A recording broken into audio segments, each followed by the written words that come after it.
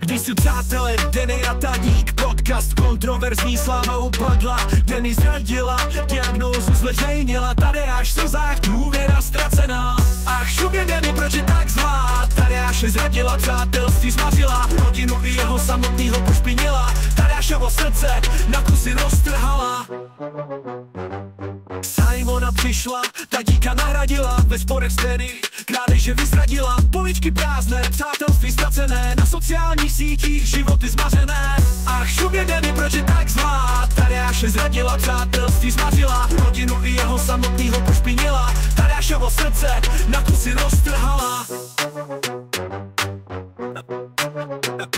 Uniklé zprávy, soukromý pryč, Denny se směje, na kamarádku si hrála. Tadeáš teď útok vrátí, pomsta se rýsuje, Denny ho zradila, za Simonu vyměnila. Konec podcastu, fanoušci smutní, Denny a Tadeáš, příběh hořký. Některé věci nejdou vzít zpět, brzo Tadík vrátí se sám opět.